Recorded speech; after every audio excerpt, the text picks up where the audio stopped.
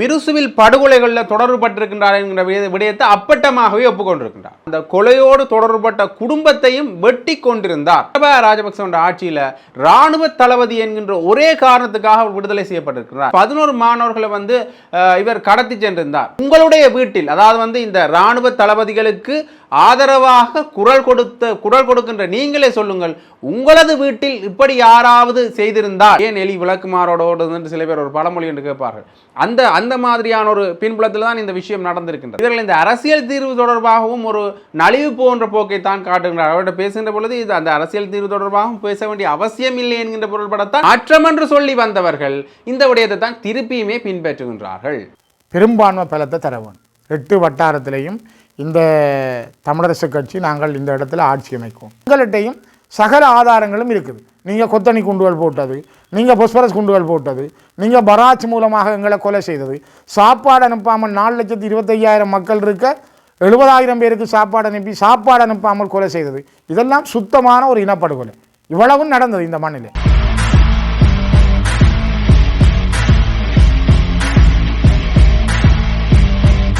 ஜெஃப்னபடியின் சொந்தங்களுக்கு வணக்கம். இன்றைய தகவல்களாக பல விடயங்கள் வந்திருக்கு. அதில் சரத் பொன்சேகா அவர்களுடைய ஒரு கருத்தில் அவர் இந்த பயணத்தடை சரியானது என்ற பொருள்பட அவர் காய்ச்சிருக்கார். முன்னைய காலகட்டங்களையும் அவர் தொடர்பாக பேசியிருந்தார். இருந்தாலும் கூட இப்போ புள்ளி விவரங்களோட யார் யார் என்னென்ன தவறுகளை என்னென்ன கொலைகளை புரிந்தது என்கின்ற விடயங்களை ஒப்புக்கொண்டிருக்கின்றார். அது மட்டும் இல்லாமல் பிமல் ரத்நாயக் அவர்கள் ஒரு விடயத்தை சொல்லியிருக்காரு என்று பார்த்தீங்கன்னா, இந்த மாகாண சபை 13வது திருத்தம், மாகாண சபை தேர்தல் 13வது திருத்தம் தொடர்பாக நீங்கள் அதாவது அன்ரோமா ரத்நாயக்க, அது மட்டும் இல்லாமல் இந்திய பிரதமரோட கலந்துரையாடல் நடைபெற இருக்கின்றது. அந்த கலந்துரையாடலை தொடர்பாக பேசப்படுமா என்று கேட்டெடுத்த பிமல் ரத்நாயக்க சொல்லியிருக்கிறார், இது தொடர்பாக பேச வேண்டிய அவசியம் இல்லையே, நாங்கள் பேசணும் என்கின்ற பொருள் பேசியிருக்கிறார். அது மட்டும் இல்லாமல் இன்னொரு முக்கியமான விடயத்தையும் பார்க்கணும். மஹிந்த ராஜபக்சவினுடைய இன்னும் ஒரு ஊழல் ஒன்று வெளிவந்திருக்கிறது. இந்த ராஜபக்ச குடும்பத்தினுடைய ஊழலே கொஞ்ச காலமாக வெளிவந்த நிலையில் இருக்கின்றது. அந்த வகையில் ராஜபக்ச குடும்பத்தினுடைய இன்னொரு ஊழல் வெளியில் வந்திருக்கிறது. அது மட்டும் இல்லாமல் பிமல் ரத்நாயக் அவர்கள் நேற்றைய தினம் இந்த விடயத்தை சொல்கின்ற பொழுது, அதாவது இந்த மாகாண சபை 13வது தொடர்பாக பாரத பிரதமரோடு பேச வேண்டிய அவசியம் இல்லை என்று சொல்லி வாய மூடையில் இன்றைய தினம் நலிந்த ஜெயிஸ் அவர்கள் இன்னொரு விடயத்தை சொல்லியிருக்கார். என்ன விடயம் என்று பார்த்தீங்கன்னா, மாகாண சபை தேர்தல் இந்த வருடம் நடைபெற மாட்டாது என்கின்ற விடயத்தை அவர் சொல்லியிருக்கிறார். இப்படியாக பல விடயங்கள் நடந்திருக்கின்ற அதே பின்னணியில் வடக்கு கிழக்கில் என்ன விஷயம் நடந்திருக்குன்னு பார்த்தீங்கன்னா, வடக்கு கிழக்கில் ஸ்ரீதரன் அவர்கள் தன்னுடைய தேர்தல் பரப்புரை கூட்டத்தை ஆரம்பிச்சிருக்கின்றார். நெடுந்தீவில் ஸ்ரீதரன் அவர்கள் தமிழரசு கட்சியினுடைய தேர்தல் பிரச்சாரத்தை ஆரம்பித்திருக்கிறார். அதில் ஆளும் கட்சியை சாடி பல விடயங்களை பேசியிருக்கிறார். அது தொடர்பான விடயங்களை தான் இன்றைய இந்த செய்தி தொகுப்பில் ஆராய போகிறோம். அதில் முதலாவதாக சரத் பொன்சேகா அவர்களுடைய செய்தி பரபரப்பாக பேசப்படுகின்ற ஒரு செய்தியாக மாறி இருக்கின்றது. அதில் குறிப்பாக அவர் ஏற்கனவே சரத் பொன்சேகா அவர்கள் ஒரு விடயத்தை சொல்லியிருந்தார். என்னென்று பார்த்தீங்கன்னா, இந்த 11 இந்த அதாவது இந்த 4 பேருக்கு பயணத்தடை விதித்தது சரியானது என்கின்ற பொருள்பட காய்ச்சிருந்தார். ஆனால் அவர் முழுமையாக ஒப்புக்கொள்ளவில்லை. முதல் பேசுகின்ற பொழுது முழுமையான விடயத்தை அவர் ஒப்புக்கொள்ளவில்லை. ஆனால் பிறகான காலகட்டத்தில் புள்ளி விவரங்களோடு ஒப்புக்கொண்டிருந்தார். இராணுவத்தினர் செய்தது தவறுதான், அதாவது இராணுவ அதிகாரிகள் இராணுவ தளபதிகள் செய்த விடயங்கள் தவறான விடயங்கள் என்று சொல்லியிருந்தார். முன்னே காலகட்டங்களில் சொல்லிக்க படைக்கு முன்னால் செல்பவர்கள், அதாவது படையில் முன்னணியில் நிற்கிறவர்கள் தவறு செய்ய வாய்ப்பில்லை. ஆனால் பின்புலத்தில் நிற்பவர்கள் அல்லது பின்னால் நிற்கிறவர்கள் தவறு செய்வதற்கான வாய்ப்புகள் இருந்திருக்கின்றது. ஆகவே இந்த இனப்படுகொலைகள் போர்க்குற்றங்கள் நடந்திருக்க வாய்ப்பு இருக்கு என்று லேசாக பட்டுப்படாமலும் கூறியிருந்தார். பிறகான காலப்படுத்தல இப்போ முழுமையான புள்ளி விவரங்களோட சொல்லியிருக்கிறார். அதில் முதலாவதான விடயப்பரப்பில் யாரை பற்றி பேசியிருக்கிறார் என்று பார்த்தீங்கன்னா, சுனில் ரத்நாயக் அவர்கள் இந்த மிருசுவில் படுகொலைகளில் தொடர்புபட்டிருக்கின்றார் என்கிற விடயத்தை அப்பட்டமாகவே ஒப்புக்கொண்டிருக்கின்றார். அதாவது இவர் ஏற்கனவே மிருசுவில் ஒருவரை கொலை செய்திருந்தார். அந்த கொலையோடு தொடர்புபட்ட குடும்பத்தையும் வெட்டி கொண்டிருந்தார். ஏற்கனவே அவர் செய்த கொலை பிடிபடாமல் இருப்பதற்காகத்தான் இந்த விடயத்தை செஞ்சிருந்தார். இது தொடர்பாக அவர் கைதும் செய்யப்பட்டார். பின்னர் கோட்டபாய ராஜபக்ச ஆட்சியில் இராணுவ தளபதி என்கின்ற ஒரே காரணத்துக்காக அவர் விடுதலை செய்யப்பட்டிருக்கிறார். ஆகவே இதோடு தொடர்புபட்டவர்கள் நீங்களே கூறுங்கள், இராணுவ தளபதி ஒருவர் கொலை செய்யலாமா? இராணுவ தளபதி ஒருவர் இந்த தவறுகளில் ஈடுபடுகின்ற பட்சத்தில் அவர் விடுதலை செய்யப்பட்டது தவறா? முன்னைய காலகட்டங்களில் நான் தவறிழைத்து விட்டேன் என்கின்ற காரணத்தினால தான் கோட்டபாய ராஜபக்ச அவர்கள் ஆட்சிக்கு வந்த பிறகு, அதாவது மஹிந்த ராஜபக்ச ஆட்சியில் இருக்கின்ற பொழுது என்னை கைது செய்தார்கள். இதில் இந்த ராஜபக்ச குடும்பம் சம்பந்தப்பட்டிருக்கின்றது. அதே மாதிரி தான் இப்போ சுனில் ரத்நாயக் அவர்கள் கைது செய்யப்பட்ட பிறகு அவர்களை விடுதலை செய்ததிலே ராஜபக்ச அவர்களின் குடும்பம் தொடர்பட்டிருக்கின்றது. ஆகவே இந்த ராஜபக்சனுடைய கூட்டு தொடர்பான பல விடயங்கள் வெளிக்கொணரப்பட வேண்டும் என்று அவர் சொல்லியிருக்கிறார். அதில் ஒன்று சுனில் ரத்நாயகன் இந்த படுகொலையில் சம்பந்தமாக சொன்ன அவர் அடுத்ததாக 11 மாணவர்கள் கடத்தல் தொடர்பாக வசந்த கர்ணா கூட தொடரப்பட்டிருக்கின்றார். அதாவது கடற்படை தளபதிக்கும் இந்த பயணத்தடை விதிக்கப்பட்டிருந்தது. அந்த பயணத்தடைக்கு ஆதரவு தெரிவிக்கும் முகமாக தான் அந்த கருத்தை சொல்லியிருக்கிறார். அதில் குறிப்பாக 11 மாணவர்களை இவர் கடத்தி சென்றிருந்தார். அது தொடர்பாக அவர்களுடைய பெற்றோர்கள் கூட முறைப்பாடு பதிவு செய்திருந்தனர். அது மட்டுமில்லாமல் அதில் ஒரு மாணவர் இங்கிலாந்து பல்கலைக்கழகத்துக்கு தேர்வாகி இருந்த மாணவர், அவர் இங்கிலாந்து செல்வதற்காக காத்திருந்தார். அந்த மாணவரும் கடத்தப்பட்டிருந்தார். நீங்களே சொல்லுங்கள், உங்களுடைய வீட்டில் அதாவது இந்த இராணுவ தளபதிகளுக்கு ஆதரவாக குரல் கொடுக்கின்ற நீங்களே சொல்லுங்கள், உங்களது வீட்டில் இப்படி யாராவது செய்திருந்தால் நீங்கள் சும்மா இருந்திருப்பீர்களா? அதற்கு எதிராக குரல் கொடுத்திருப்பீர்கள். அந்த விடயத்தை தான் நானும் செய்கின்றேன். இதெல்லாம் பேசுகின்ற பொழுது என்னை இராணுவத்துக்கு எதிரானவர்கள் என்று சொல்லலாம். ஆனால் நான் சொல்கின்றேன், சவேந்திர சில்வா ஒருவரை தவிர, அதாவது சவேந்திர சில்வாவுக்கு நான் இதில் அவர் தவறு செய்திருந்தார் என்று நான் உறுதிப்பட கூற முடியாது. அதாவது அவர் தவறு செய்யவில்லை என்பதை நான் உறுதிப்பட தெரிவித்துக் கொள்கின்றேன். ஆனால் ஏனையவர்களில் இவர்கள் 2 பேரும் செய்த தவறு அப்பட்டமாக உண்மையான விடயம் என்கின்ற பொருள்பட அவர் ஒப்புக்கொண்டிருக்கின்றார். இராணுவத்தினர் கடற்படையினர் தவறு செஞ்சிருக்கின்றார்கள், போர்க்குற்றங்களில் ஈடுபட்டிருக்கின்றார்கள் என்கின்ற விடயத்தை அவர் ஒப்புக்கொண்டிருக்கின்றார். ஆக இப்படியாக தென்னிலங்கை தரப்பில் இருந்தும் ஒரு சில அரசியல்வாதிகள் இதை ஒப்புக்கொள்வது வரவேற்கத்தக்க விடயமாக இருந்தாலும் கூட என்னத்துக்காக இவர்கள் இந்த விடயத்தை செய்கின்றார்கள், ஏன் எலி விளக்குமாரோடு என்று சில பேர் ஒரு பழமொழி என்று கேட்பார்கள். அந்த மாதிரியான ஒரு பின்புலத்தில் தான் இந்த விஷயம் நடந்திருக்கின்றது. ஆக இவர் திடீரென ஏன் இந்த சுடலை ஞானம் வந்திருக்கின்றது இவருக்கு என்கின்ற கேள்வியும் எழுந்திருக்கின்றது. ஆகவே இதுவும் ஒரு அரசியல் காய் நகர்த்தலா என்கின்ற விடயம் தொடர்பாக நாங்கள் யோசிக்க வேண்டும். முழுமையாகவே இதை ஒரு வரவேற்கத்தக்க விடயமாக நாங்கள் ஏற்றுக்கொள்ளவும் முடியாது. ஆனால் தென்னிலங்கையிலிருந்து ஓரளவுக்கு இது தொடர்பான விடயங்கள் வெளியில் வருகின்ற பொழுது சிங்கள மக்களுக்கும் இது தொடர்பான புரிதல்கள் ஏற்படும் என்பதை நாங்கள் ஏற்றுக்கொள்ளத்தான் வேண்டும். ஏதோ ஒரு காரணத்துக்காக சரத் பொன்சேகா அவர்கள் இந்த விடயத்தை சொல்கிறார், அது இருக்கட்டும். ஆனால் இது சிங்கள மக்களுக்கு ஒரு விதமான போர்க்குற்றங்கள் சம்பந்தமான புரிதலை ஏற்படுத்தும் என்கின்ற விடயப்பிறப்பில் ஆராய்கின்ற பொழுது இது வரவேற்கத்தக்க விடயமாகத்தான் பார்க்கப்படுகிறது. அடுத்ததாக இன்னொரு முக்கியமான விடயத்தை பிமல் ரத்நாயக் அவர்கள் நேற்றைய தினம் சொல்லியிருந்தார். என்ன விடயம் என்று பார்த்தீங்கன்னா, அதாவது இந்த மாகாண சபை தேர்தல் 13வது சீர்திருத்தம் கிட்டத்தட்ட எல்லாமே ஒரே விடயப்பிறப்புகளில் தான் பெறும். இந்த 13வது சீர்திருத்தம் சம்பந்தமாக நீங்கள் அதாவது ஆண்ட்ரோ ரத்நாயக்க மற்றும் பாரத பிரதமர் மோடி அவர்களுடைய கலந்துரையாடல்களை நீங்கள் பேசுவீர்களா, இந்த நிகழ்ச்சிகள் அதில் இருக்கா என்று கேட்டதற்கு பிமல் ரத்நாயக்க என்ன விஷயத்தை சொல்லியிருக்கான்னு பார்த்தீங்கன்னா, ஏன் 13வது சீர்திருத்தம் தொடர்பாக நாங்கள் இன்னொரு நாட்டு பிரதமரோடு உரையாடணும். அவர் மோடி என்று சொல்கின்றார், இருந்தாலும் கூட அவர் இந்த விடயப்பிறப்பில் என்னத்தை சொல்ல வாரார் என்றால், இந்தியா எதற்காக இதில் தலையிடணும் என்கிற விடயப்பிறப்பில் தான் அவர் சொல்கிறார். அவர் சொல்லவார விடயமாக தான் இந்தியா ஏன் எங்கள் நாட்டு உள்ளக விஷயங்களில் தலையிடணும் என்கின்ற பொருள்பட அவர் பேசியிருக்கின்றார். என்ன விஷயத்தை சொல்கிறாங்க, இது பேச வேண்டிய அவசியம் இல்லை.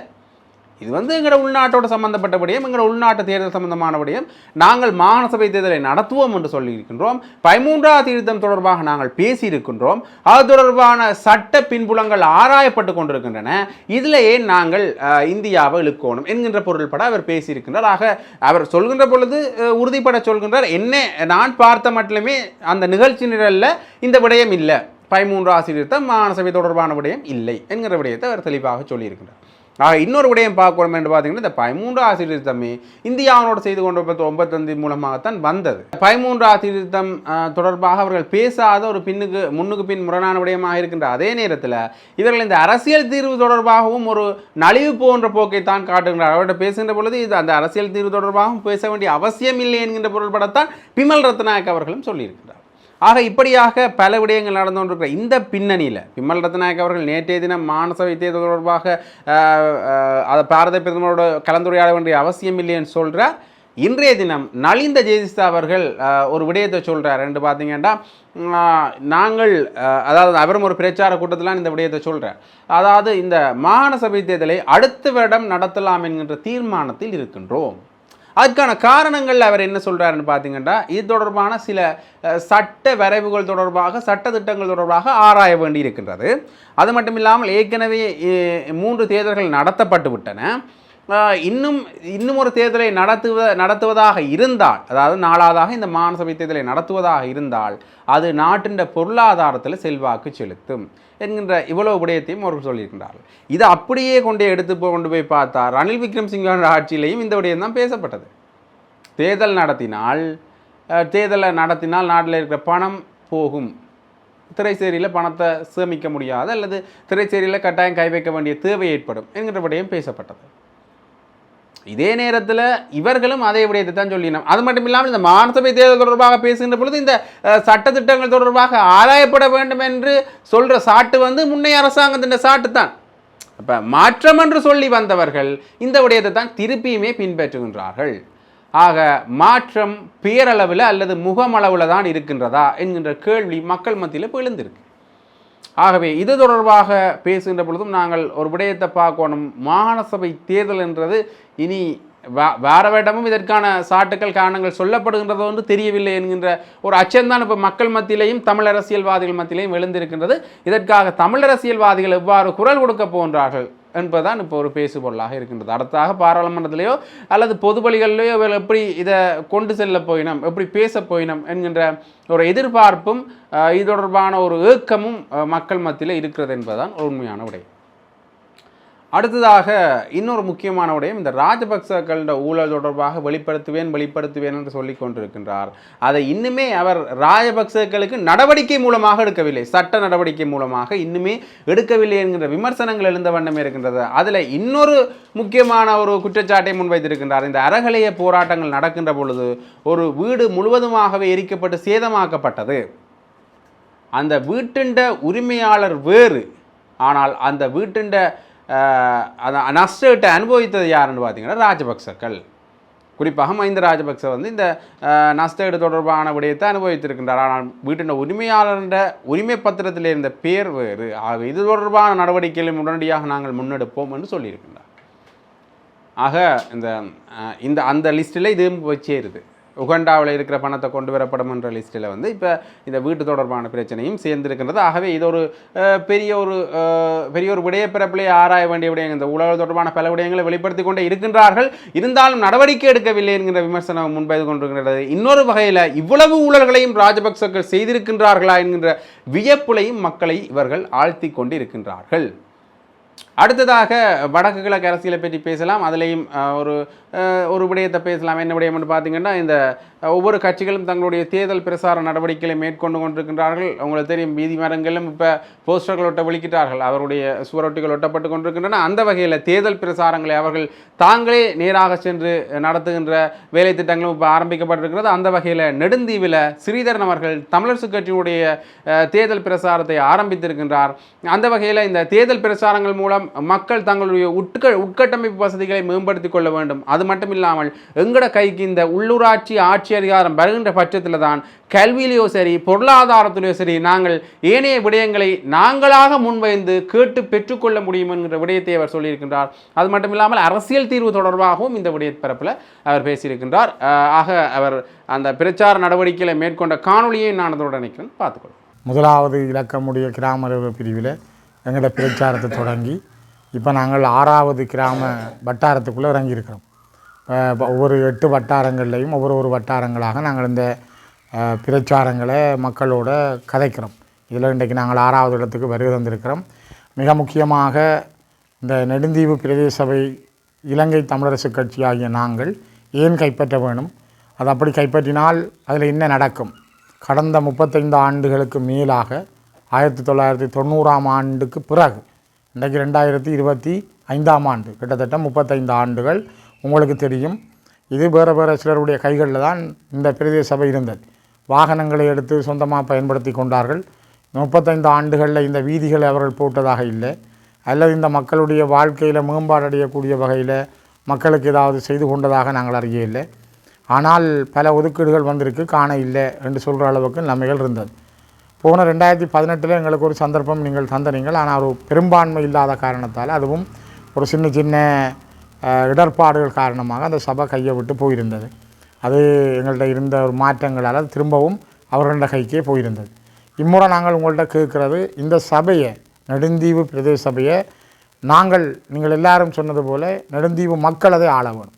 இப்போ நெடுந்தீவார்களாக இருக்கிற நெடுந்தீவு மக்கள் அதை ஆள வேணும் என்றால் நீங்கள் பெரும்பான்மை பலத்தை தர வேணும். 8 வட்டாரத்திலையும் இந்த தமிழரசு கட்சி நாங்கள் இந்த இடத்துல ஆட்சி அமைக்கும். தமிழர்களுடைய சுயநிர்ணய உரிமை, அவர்களுடைய வாழ்வுக்கான போராட்டம், அவர்களுடைய நிரந்தரமான அரசியல் தீர்வு, ஒரு கௌரவமான வாழ்வு, இந்த விடயங்களுக்காக தொடர்ச்சியாக சமஷ்டி அடிப்படையிலான ஒரு அரசியல் தீர்வை முன்வைக்கிற இலங்கை தமிழரசு கட்சியினுடைய கொள்கைகளுக்கும் அவருடைய அந்த அரசியல் கோட்பாடுகளுக்கும் அரசியல் சித்தாந்தங்களுக்கும் அமைவாக நாங்கள் ஒரு அடிப்படை அழகான இந்த ஊராட்சி மன்றங்கள் எங்களுடைய கைகளுக்கு வர வேண்டும். இது பிரதானமாக இந்த ஊராட்சி மன்றங்களின் ஊடாக நாங்கள் கல்வி சார்ந்த மேம்பாடுகளை செய்தல், சுற்றுலா சார்ந்த மேம்பாடுகளை செய்தல், வீதிகளை முக்கியமாக புனரமைத்தல், இடுகாடுகளை புனரமைத்தல் மற்றும் மருத்துவ ரீதியான மக்களுக்கான வழங்கக்கூடிய உபசேவைகளை வழங்குதல் போன்ற மிக முக்கியமான பணிகளை ஆற்றுவது இந்த பிரதேச சபையினுடைய கடமையாக இருக்கிறது. நாங்கள் எல்லாருமே ஒரு யாழ்ப்பாணம் என்ற ஒரு பெரிய குடாநாட்டில் இருந்து கடல் மயில்கள் நீண்ட தூரம் தாண்டி ஒரு பெரிய தீவு, ஒரு தனியான பிரதேச செயலாளர் பிரிவு, இந்த இடத்துல தான் எங்களுடைய இந்த பயணங்கள், எங்களுடைய அரசியல் பயணங்கள் நடக்கும். இந்த அரசாங்கங்கள் மாறி மாறி வரலாம். இலங்கையில் சிங்கள பௌத்த சிந்தனை கொண்ட அரசுகள் மாறி வரும். ஆனால் இவர்களெல்லாம் மாறி வந்து எதுவுமே நடத்த போகிறது இல்லை. உதாரணத்துக்கு உங்களுக்கு தெரியும், தைட்டி விகாரியை பற்றி விமல் வீரவன்சன் நேற்று சொல்கிறார், தைட்டி விகாரியில் முந்தி சிங்களாக்கள் இருந்தால் தமிழருக்கு வரலாறு தெரியான். நான் நினைக்கிறேன் கிட்டத்தட்ட விமல் வீரவன்ச போன்றவர்கள் ஒரு இயல்பாகவே ஒரு மனநோயாளிகள். அவர்கள் இனவாதம் தொடர்பான உச்சமான ஒரு மனநோய் உண்டு. அவர் ஒரு சாதாரண மனிதன் அல்ல, உச்சமான இனவாதம் என்ற மனநோயால் பீடிக்கப்பட்ட ஒரு நோயாளி. அப்படியானவர்கள் எப்பவும் என்ன செய்வார்கள் என்றால், இந்த தைட்டி போன்ற விகாரிகளை சொல்லி இங்கே ஒரு இனவாதத்தை தூண்டி அந்த இனவாதத்தில் எப்படி இரத்த ஆறு ஓடவனும், அதில் எப்படி தாங்கள் சிங்கள மக்கள்கிட்ட அரசியல் மூலதனத்தை பெற்றுக்கொள்வது. இது ஒரு தந்திரோபாயம். விமல் வீரவன்ச போன்றவருடைய மிகவும் ஒரு தெளிவான தந்திரோபாயம் என்னென்றால், இப்போ மக்களுக்கு இடையில், தமிழ் மக்களுக்கும் சிங்கள மக்களுக்கும் இடையில் பிரச்சனையை தூண்டி அவர்களுக்குள்ள அடிபட்டு இரத்தம் பாய்ஞ்சு அந்த இரத்த ஆறில் தமிழத்த இரத்தத்துக்கு மேலே நின்று தாங்கள் திரும்பவும் சிங்கள மக்கள்கிட்ட ஒரு வெற்றி நாயர்களாக தங்களை காட்டி தாங்கள் அந்த இனவாத அரசியல் மூலதனத்தை பெருக்கிக் கொள்ள விமல் வீரவன்ச போன்றவர்கள் திரும்பவும் கொக்கரிக்க துவங்கியிருக்கிறார்கள். அதே போல் நீங்கள் தயாஸ்ரீ ஜெயசேகரன் நீட்டி சொல்கிறார், வெளிநாடுகளில் உள்ள புலம்பெயராக்கள் தானே பிரச்சனையாக இருக்குங்க, அவைகள் இருக்க இல்லாமல் தங்கட பாலில் கதைக்கணுமாம். இப்போ உதாரணத்துக்கு பிரித்தானியா இலங்கையினுடைய இராணுவ தளபதிகள் மீது சவீந்திர சில்வா, டயஸ், கருணாகுட, அதை விட ஒட்டுக்குழுவின் தலைவரான கருணா உட்பட 4 பேர் மீதும் பிரித்தானியா தடை விதிச்சிருக்கு, கனடா தடை விதிச்சிருக்கு. கனடா இந்த நாட்டில் நடந்த இனப்படுகொலை என்று ஏற்றுக்கொள்ளுது. இந்தளவு நிலைமைகளும் வர்ற பொழுது இது டயஸ்போரா செய்யுது, இது டயஸ்போரா கையாளுதுன்ற ஒரு புதிய ஒரு கதையை சொல்ல பார்க்குறாரு. சரி, இலங்கையில் நடந்தது இனப்படுகொலை இல்லை, தாங்கள் தமிழ் மக்கள் மீது யுத்தம் நடத்த இல்லை என்றால் ஒரு சர்வதேச விசாரணைக்கு நீங்கள் முகம் கொடுக்க வேண்டியதானே, நேரடியாக சொல்ல வேண்டியதானே உங்களோட பிழை இல்லை என்றால். சர்வதேச சமூகம் மட்டுமில்லை, எங்கள்கிட்டையும் சகல ஆதாரங்களும் இருக்குது. நீங்கள் கொத்தணி குண்டுகள் போட்டது, நீங்கள் பொஸ்பரஸ் குண்டுகள் போட்டது, நீங்கள் பராச் மூலமாக எங்களை கொலை செய்தது, சாப்பாடு அனுப்பாமல் 4,25,000 மக்கள் இருக்க 70,000 பேருக்கு சாப்பாடு அனுப்பி சாப்பாடு அனுப்பாமல் கொலை செய்தது, இதெல்லாம் சுத்தமான ஒரு இனப்படுகொலை. இவ்வளவும் நடந்தது இந்த மண்ணில். இப்போ இந்த நடந்த இனப்படுகொலைக்கு நீதி கேட்கறதுக்கு திராணி இல்லையா எங்களுக்கு? அது நியாயம் இல்லையா? இப்போ நாங்கள் இதுக்கு பிறகும் இவ்வளத்தையும் மூடி மறைச்சு, இல்லை இங்கே நடந்தது நாங்கள் ஒரு சாதாரண விஷயம், அதை நாங்கள் உள்ளுக்குள்ளே விசாரிப்போம் என்று தங்களோட 4 பேர் கொண்ட கேபினெட்டில் முடிவெடுத்து போய் விஜிதகேரத்தும் இந்த நாட்டினுடைய ஜனாதிபதியும் பிரதமரும் ஐக்கிய நாடுகள் மனித உரிமைகள் ஆணையத்தில் போய் புதுசாக சொல்கிறார்கள் என்றால், நாங்கள் திரும்பவும் எங்களில் கொஞ்சம் பேர் ஏதோ இங்கே வந்திருக்கிற அரசாங்கம் மாற்றம் தரப்போகுது, அல்ல அவர்கள் புதுசாக சிந்திக்கிறார்கள், அல்ல அவர்கள் இன்னொன்னுலாம் கதைக்கிறார்கள் என்ற புது புது ஐடியாக்களை எங்கட மக்களும் கொள்கிறார்கள். ஒரு பரபரப்புக்குள்ள ஒரு மாயக்குள்ள அம்பிட்டு போகிறார்கள். நாங்கள் ஒன்றை தெளிவாக புரிஞ்சு கொள்ள வேணும், நாங்கள் ஒரு தேசிய இனம், நாங்கள் ஒரு அடையாளம் உள்ள இனம். நாங்கள் செம்மொழி 6 செம்மொழிகளில் ஒன்றாக இருக்கிற தமிழ் மொழி என்கின்ற ஒரு தேசிய மொழியை அடையாளமாக கொண்ட இனம் நாங்கள். எங்களுக்கு ஒரு தனித்துவமான மொழி இருக்குது, தனித்துவமான கலாச்சார பண்பாட்டு அடையாளம் இருக்குது, தனித்துவமான தொடர் நிலப்பரப்பு இருக்குது. நாங்கள் பாரம்பரியமாக வாழ்ந்த மண்ணில் வந்தார குடி இல்லை, நெடுந்தீவில் நாங்கள் வந்து குடியேறையில் நாங்கள் நெடுந்தீவு எங்கட பூர்வீக மண், யாழ்ப்பாணம் எங்கட பூர்வீக மண், கிளிநொச்சி எங்கட பூர்வீக மண், மட்டக்கிழப்பு எங்கட பூர்வீக மண், அம்பாரா திருவண்ணாமலை எங்கட பூர்வீக மண், வவுனியா மன்னார் முல்லைத்தீவு எங்கட பூர்வீக மண். எங்கட பிறப்பு ரீதியான பூர்வீக மண்ணில் நாங்கள் நிரந்தரமாக வாழுகிற, கௌரவமாக வாழுகிற, எங்களுடைய சுயநிர்ணய உரிமையோடு வாழுகிற உரித்தை கொண்டவர்கள். பண்டாரவன்னியன் ஆண்ட மண், சங்கிலியன் ஆண்ட மண், பெர்ராசேகரன் ஆண்ட மண், எல்லாளன் 44 வருஷம் ஆண்ட மண் என்று நாங்கள் சொல்கிறோம். ஆனால் இந்த மன்னர்கள் எல்லாம் அக்கராயன் போன்ற சிற்றரசர்களோ அல்லது பல்லவராயன் போன்ற சிற்றரசர்களோ இந்த மண்ணை ஆண்டிருக்கிறார்கள். பல மன்னர்கள் ஆண்டிருக்கிறார்கள். நெடுந்தீவை கூட வெடியரசன் என்கிற அரசன் ஆண்டதாக நான் வரலாறு சொல்லுவேன். தமிழ் மன்னன் ஆண்டிருக்கிறான். அப்போ இந்த வரலாறுகளை கொண்ட நாங்கள் எங்களை ஆட்சி செய்ய முடியாமல் இருக்கிறோம். இந்த ஒரு சின்ன ஆட்சி இதுதான் எங்களுடைய பிரதேச 8 வட்டாரங்களில் வெல்றது. 8 வட்டாரங்களில் வெல்றது 5 பேர் விகிதாசார தேர்தல் முறையில் தெரிவு செய்யப்படுறது. அப்போ 8 வட்டாரத்திலும் நாங்கள் 80% வாக்குகளை தமிழரசு கட்சி என்ற வீட்டு சின்னத்துக்கு நாங்கள் எடுத்துக்கொண்டால் எங்களுக்கு மிச்சம் 5 ஆசனங்களும் சிம்பிளாக எளிமையாக கிடைக்கும். அப்போ நாங்கள் ஒரு பலமான பெரும்பான்மை பலத்தோடு நாங்கள் ஆட்சி அமைக்கலாம். ஆட்சி அமைப்பதற்கான காரணம் எங்களுக்கு நடந்தது இனப்படுகொலை என்பதை சர்வதேச சமூகத்துக்கு சொல்வதானால் தமிழர்கள் நாங்கள் ஒரு இனப்பற்றோடும் தேசிய பற்றோடும் இந்த சபையை நாங்கள் கையில் எடுக்க வேணும். எங்களுக்கு எங்களுடைய மக்களில் கிட்டத்தட்ட 12,000 பேர் காணாமல் போயும் கொல்லப்பட்டார்கள். இவர்களுக்கு ஒரு சர்வதேச நீதி விசாரணை வேண்டுமென்றால் நெடுந்தீவு பிரதேச சபை எங்கள்கிட்ட இருக்க வேணும். நாங்கள் இந்த மண்ணில் பறிக்கப்பட முடியாத அதிகாரங்களோடு நாங்கள் இந்த நாட்டுக்குள்ளே ஒரு நிரந்தரமான கௌரவமான நீடித்து நிலைக்கக்கூடிய ஒரு அரசியல் உரிமையோடு வாழ்கிறதுக்கான ஒரு அரசியல் அதிகாரம் என்றால் அது சமஷ்டி அடிப்படையில் இருக்க வேணும். இந்த 3 பிரதானமான அம்சங்களையும் மையமாக வைத்து கொண்டுதான் நாங்கள் இனப்படுகொலை செய்யப்பட்டதுக்கு ஒரு சர்வதேச விசாரணை, வலிந்து காணாமல் ஆக்கப்பட்டவர்களுக்கான சர்வதேச விசாரணை வேணும், எங்களுக்கான ஒரு சமஷ்டி அடிப்படையிலான அரசாட்சி வேணும். அது ஒற்றையாட்சிக்கு உட்பட்டதாக இருக்க முடியாது. அந்த வகையான கோரிக்கைகளை அரசியல் கோரிக்கைகளாக முன் வச்சிருக்கிறோம். ஆனால் அதே நேரத்தை நீங்கள் பார்த்தீங்கன்றால் இப்போ சார் சொன்னது போல் நாங்கள் இந்த மண்ணில் சுகாதாரம், போக்குவரத்து, குடிநீர் வழங்குறது, கழிவகற்றுறது, நாங்கள் சுடலைகளை புனரமைக்கிறது, கல்வி ரீதியாக சுகாதார ரீதியாக நாங்கள் செய்ய வேண்டிய கடமைகளை செய்வதற்கான வாய்ப்பு எங்களை தேடி இருக்குது. அவர் சொன்ன மாதிரி புலம்பெயர் நாடுகளில் உள்ள நெடுந்தீவை சேர்ந்த பல புலம்பெயர் தமிழர்கள் உதவுவதற்கு தயாராக இருக்கிறார்கள். ஆனால் அவருக்கு நம்பிக்கையான நல்ல ஒரு ஆட்சி முறை வேணும். அது இன்றைக்கு வரதன் சார் இருக்கிறார், தம்பி ராசாண்ணன் இருக்கிறார், தம்பி ஐயான் இருக்கிறார், ஏனைய சுதன் இருக்கிறார், ருத்ரா இருக்கிறார், ஜுவன் இருக்கிறார், இங்கே என்ன பேரம்மா ரஜினி இருக்கிறார், அவங்க என்ன பேர் புஷ்பா புளோரன்ஸ் இருக்கிறார். இவை எல்லாரும் சேர்ந்து நாங்கள் ஒரு கூட்டாக ஆட்சி அமைக்க வேணும். எங்கள்கிட்ட இந்த நீங்கள் அந்த அதிகாரத்தை நீங்கள் உங்களோட கையில் எடுக்க வேணும். எங்கள்கிட்ட தாங்கன்னு கேட்கல. இன்றைக்கு ஒரு வரதன் சார் ஒரு முன்னாள் அதிபர், அவர் ஒரு கிரேட் 1 பிரின்சிபல், அவர் 2ஆம் நிலை பட்டங்கள் வரைக்கும் பல டிப்ளோமாக்களை முடித்து கொண்ட ஒரு கல்வியலாளர். இன்றைக்கு அவர் பிரதேச சபையில் நீண்ட காலம் செயலாளராக இருந்த அனுபவம் உள்ளவர்.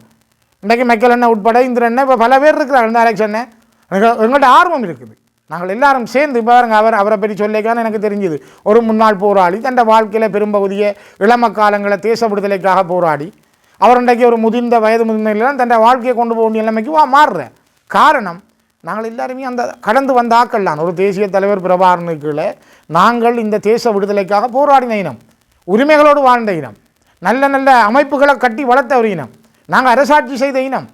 எங்கள்கிட்ட எல்லாம் இருந்த பொறுமையம் இருந்தது, நிதி இருந்தது, நிர்வாகம் இருந்தது, ஆயுதப்படை இருந்தது, கடற்படை இருந்தது, போலீஸ் படை இருந்தது, எல்லாம் இருந்தால் தானே எங்கள்கிட்ட. கண்ணுக்கு முன்னால் விமானப்படையும் இருந்தால் தானே எங்கள்கிட்ட. நாங்கள் இது கண்ணால் கண்டது தானே. ஆகவே தான் நாங்கள் இந்த மண்ணில் ஒரு நிரந்தரமான தமிழர்களாக நாங்கள் எங்களுடைய உரிமைகளோடு வாழ்வதற்கான எங்களுடைய ஆட்சியை தேடுவதற்கான பயணத்தினுடைய ஒரு அடிக்கட்டுமானம் இந்த பிரதேச சபை. ஆகவே நாங்கள் இன்றைய காலையில் இருந்து நெடுந்தீவு மண்ணில் பல வட்டாரங்களையும் நாங்கள் சுற்றி திரிந்து மக்களோடு பேசுகிற பொழுது மிகப்பெரிய நம்பிக்கைகள் எங்களுக்கு கிடைத்திருக்கிறது. மக்கள் மிக ஆர்வமாக இருக்கிறார்கள். அவர்கள் சொல்லுகிறார்கள், நாங்கள் இம்முறை இந்த ஆட்சியை நாங்கள் இந்த படித்தவர்களிடம், இந்த நல்ல மனிதர்களிடம் ஒப்படைக்க நாங்கள் தயாராக இருக்கிறோம். அது நாங்கள் செய்து பார்ப்போம். அது அப்படி பிழைச்சா அது பிறகு யோசிப்போம். அதே மாதிரி சேருன்னு சொன்னார், நீங்கள் தாங்கோ, அப்படி இல்லை நாங்கள் பிள்ளைண்டா எங்களை நீங்கள் திரட்டி விடுங்க. நாங்களும் அதுதான் சொல்கிறோம். நாங்கள் எல்லாரும் சேர்ந்து செய்வோம். எங்கள்கிட்ட ஏறாதுன்னா நாங்கள் விடுவோம்.